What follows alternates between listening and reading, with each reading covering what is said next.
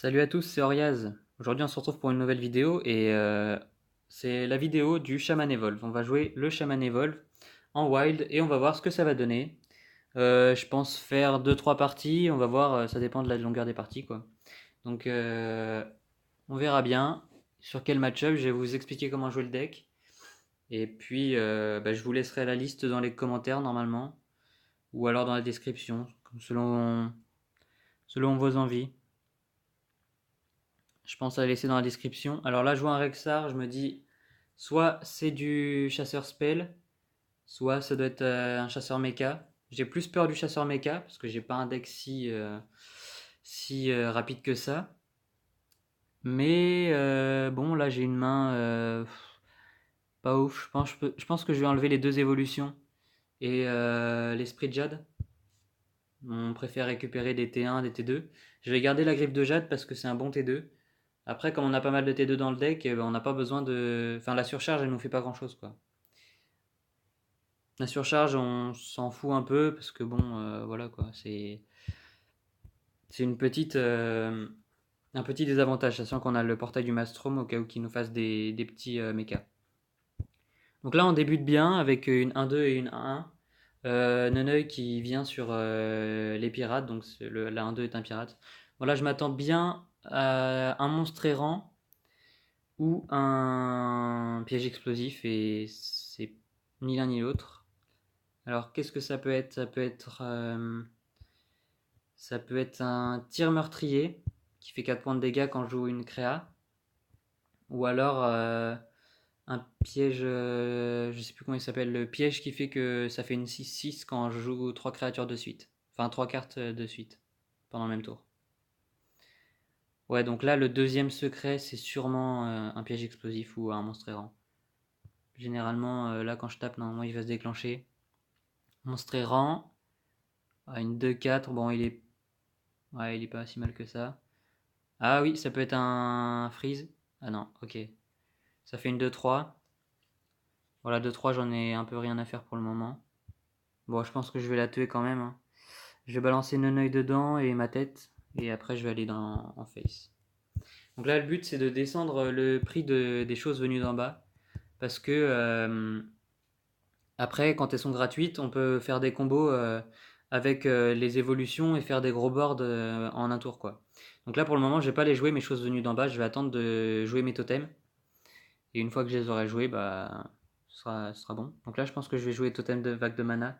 Bon, je le joue comme ça, hein, dans le vide, mais je pense pas que j'aurai beaucoup de value dans la partie. Je pense que piocher une carte, c'est suffisant.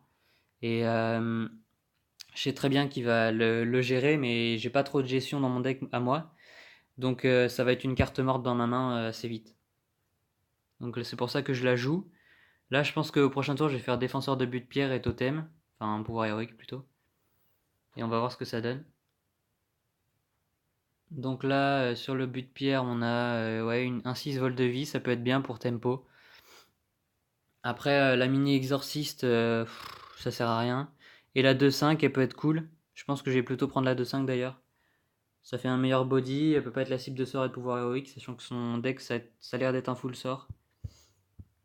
Donc voilà, je vais faire ça et puis j'ai 8 cartes en main. Donc je vais essayer de pas trop piocher dans les tours qui viennent. Et voilà, petit à petit, nos choses venues d'en bas deviendront moins chères. Alors là, ça nous fait un peu chier quand même. Dommage qu'on n'ait pas plus de portail du Maelstrom, mais tant pis. Tant pis, tant pis. Je vais essayer de faire un portail quand même pour détruire sa carte, sa 2-1. Ça nous fait une 1-1, ok. On va essayer de pas trop prendre cher au prochain tour. Et puis, bon, ben, on va essayer de faire de la gestion après. Là, ça sent bien le roc des lards ou le. Ce tour-ci, ça sent le roc des lards, mais. Ouais, non, compagnon animal. Pas le. Ouais. Ouais, ça fait encore un Micha. J'ai vraiment de la chance sur les compagnons animaux parce que si ça aurait été Léoc, ça aurait fait vraiment très mal. Le porc aussi aurait fait mal. Parce que, bah, enfin, après, il avait pas beaucoup de points de vie, mais ça aurait fait mal quand même. Ok, bon. Alors là, je vais faire un totem. Et puis je pense que je peux mettre ça, mettre le flammetein. Et on va essayer de faire une furie sanguinaire au prochain tour. Je sais plus ce qu'il fait lui. Il donne 2 PV à un serviteur allié aléatoire. Ouais. Ça sert à rien que je le fasse. J'hésite à faire pièce. Ouais, je vais faire pièce flammetin. Et au prochain tour, on va essayer de faire une furie sanguinaire. Et je pense que je ferai furie sanguinaire plus portail du maelstrom. Oula. Mon téléphone vient de tomber par terre, excusez-moi. Hop. Voilà, donc je pense que je vais faire ouais, furie sanguinaire et portail du maelstrom et voilà. Eh bien, en fait, je ne ferai pas ça. Parce que je viens de m'apercevoir que il avait des créatures, effectivement. Ouais. Ça va vite être compliqué là, hein, par contre. Ah ouais, ça va être une défaite pour la première, hein. J'en ai bien peur. Bah, de toute façon, je peux pas me gagner de points de vie. Il a un pouvoir héroïque qui fait 2 dégâts à distance, donc bah, je peux poser mes choses, mais voilà quoi. Mais on fait vite du board, hein. C'est ça la force de ce deck, c'est que on fait vite du board et quand on a des évolutions, après on part vite. Et avec les furies sanguinaires, c'est vrai qu'on fait vite des gros boards qui attaquent bien. Bon là, c'est un très très mauvais match-up hein, que j'avais. En plus, il avait une bonne sortie. Il a pu booster à max sa spellstone et puis il a eu deux compagnons animaux, donc il avait une sortie assez rapide quoi. Donc c'est une défaite pour la première partie, mais bon, c'est pas très grave, hein, c'est le jeu. Donc je vais faire une deuxième partie, on va voir si on a plus de chance ou si on peut tomber sur un match-up jouable.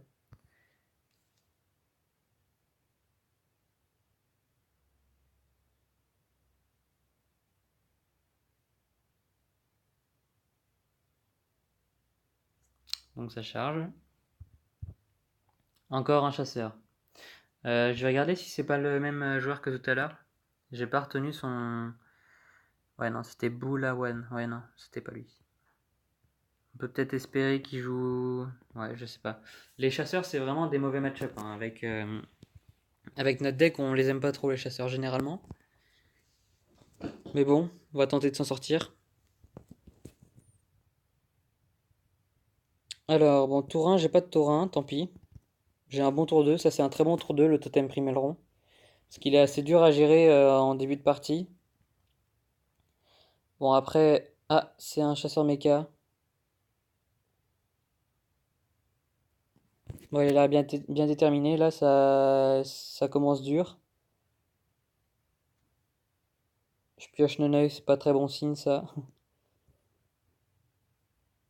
Mais bon, là, il a une 2-2, une 1-1. Et il va les foutre dans ma 0-3 et puis elle va mourir. Et il va faire son pouvoir héroïque. Ou ouais, une carte de sa main.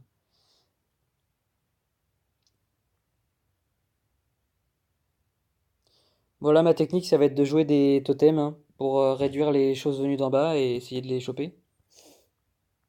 Donc là, je vais faire mon totem, je vais trade. Là, je pense que j'ai pas besoin d'aller face avant au moins le T10. Ouais, j'ai vraiment aucune envie d'aller face. Alors ça va être ma prochaine cible. Là, ce que je vais faire, c'est l'éclair de Jade sur sa 3-3 parce qu'elle est vraiment trop forte. Ah, j'ai pioché une chose venue d'en bas, donc c'est bien. C'est bien, c'est bien. Je vais essayer de faire des totems dans les prochains tours. Je pense que le prochain tour, ce sera Neneuil, totem et puis évolution.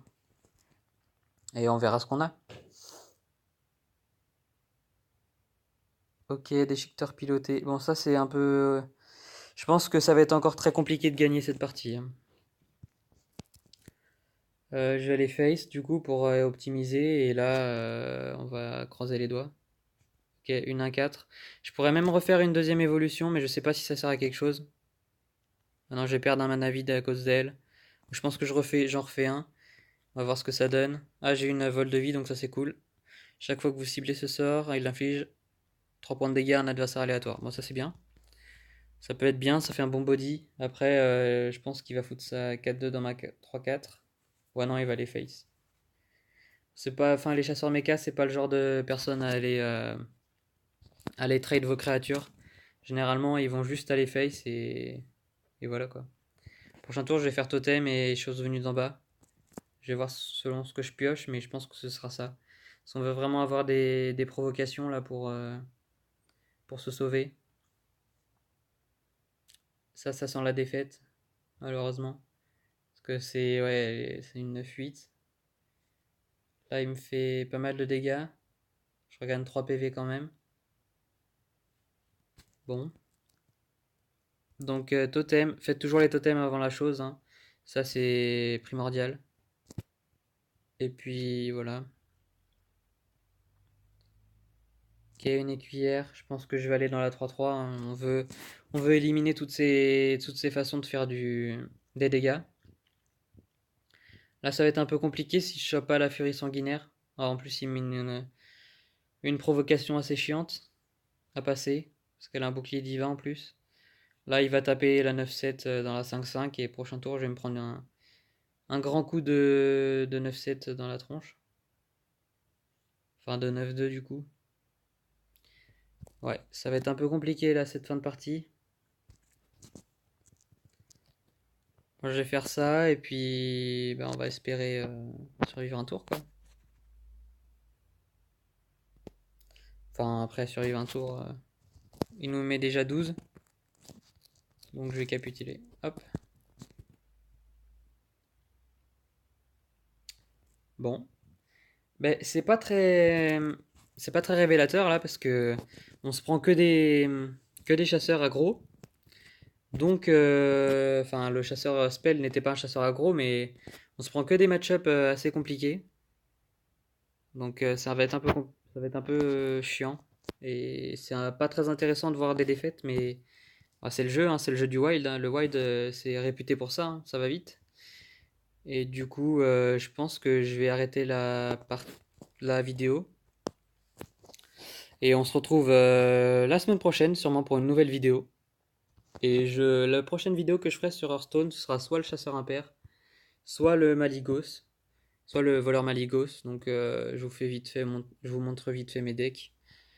Et à la prochaine, salut!